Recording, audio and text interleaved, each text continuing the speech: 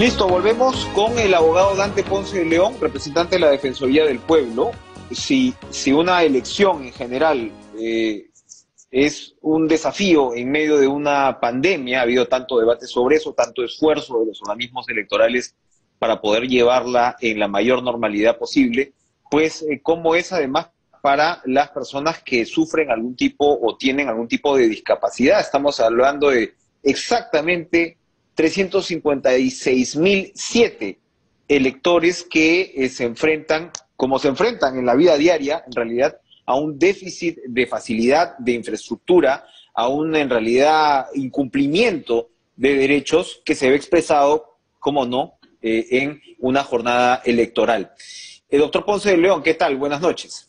¿Cuál es la exigencia de la Defensoría? La Defensoría está exigiendo que se garantice esta accesibilidad y ajustes razonables para las personas con discapacidad en el día de las elecciones. Estamos ya a vísperas de las elecciones y me imagino que lo que se puede hacer es tomar en cuenta la recomendación incluso para corregir lo que se pudo ver en la primera vuelta.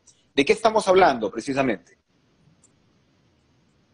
Exactamente. Estamos hablando de una serie de barreras que tienen las personas con discapacidad efectivamente para ejercer su derecho al voto. Una de las principales, la que usted acaba de mencionar, el problema de la accesibilidad física. Como sabemos, la mayoría de los locales de votación están constituidos en centros educativos.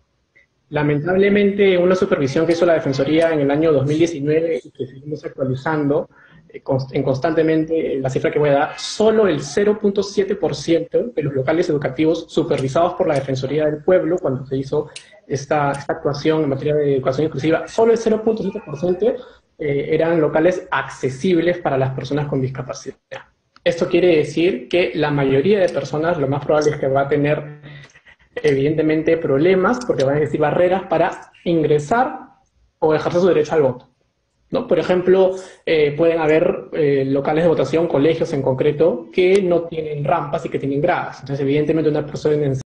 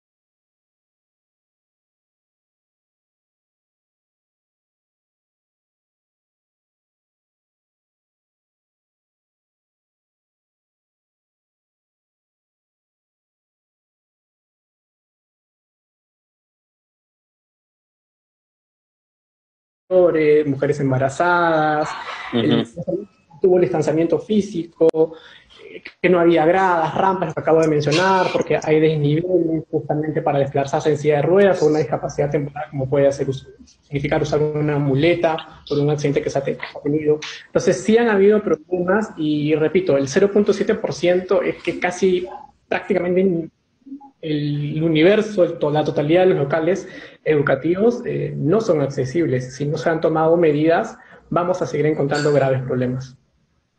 Ahora, estamos hablando de que en la primera vuelta se llegaron a disponer 13.425 mesas especiales, ¿no? ¿Esto cómo funcionó? Es decir, dentro de los electores que están destinados a determinado centro de votación, educativo, general, se hace el cruce directamente para que todos ellos puedan acceder directamente a esta mesa, que como usted señala debería estar pues en una ubicación accesible. Claro, lo que pasa es que OMPE tiene una base de datos donde recoge que existen personas con discapacidad en esta base y otras bases que alimentan y justamente ya tiene identificado, se me ocurre, en la Universidad Católica, en el colegio ubicado en el Distrito de la Victoria, etcétera. El problema con esta base de datos es que no se condice con la cifra que dio INEI. Usted acaba de dar una cifra, el censo de 2017 de población y vivienda, que es la última información más actual, oficial y actualizada, como digo, que tenemos. Hay más de 2,5 millones de personas con discapacidad, mayores de 18 años, por tanto pueden ejercer su derecho al voto. Entonces, si es una gran diferencia, como ven, en términos cuantitativos, con lo cual quiere decir que se van a presentar problemas porque estas mesas que deberían estar instaladas en el primer piso de los locales de votación para justamente evitar desplazamientos a una segunda planta o a locales, perdón, espacios inaccesibles del propio centro educativo, no se produzca. Pero si no tenemos en cuenta al universo de personas con discapacidad, van a existir y van a seguir habiendo lamentablemente en esta segunda vuelta también barreras impuestas por el sistema. Oiga, pero lo que usted dice es muy grave, muy preocupante, porque si la cantidad de electores con alguna discapacidad es de más de 7 veces de lo que está registrado oficialmente, por la OMP, ¿qué cosa es lo que está pasando? ¿No se está registrando como debería las distintas discapacidades? ¿Cuáles son, por ejemplo, las que no suelen ser tomadas en cuenta para este tipo de situaciones? Lo que pasa es que, por ejemplo, tendríamos que ver de dónde alimenta o cómo se alimenta la base de datos de OMP. Si se alimenta de RERIEF, hay que señalar que uno puede declarar la condición de discapacidad y no es obligatorio hacerlo. Entonces, hay personas que desconocen que existe una opción para declarar que yo tengo una discapacidad, o hay personas que inclusive desean no hacerlo porque consideran que tener en el DNI el dato de ser una persona con discapacidad puede exponerlos o exponerlas a situaciones de discriminación en las propias entidades del Estado. Entonces ya ahí hay un problema. También hay una base de datos, por decirlo así, o un registro en el CONADIS, pero nuevamente el CONADIS no abarca al universo de las personas con discapacidad. Entonces vemos justamente que no llegamos a captar el universo que, por ejemplo, INEI nos informa que nos habla más de 2 millones de personas con discapacidad.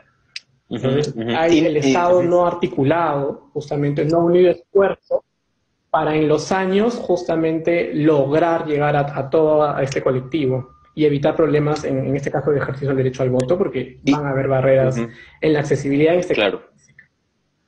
Y ni qué pensar, me imagino, con lo que pasa en muchos sitios en el interior del país, ¿no?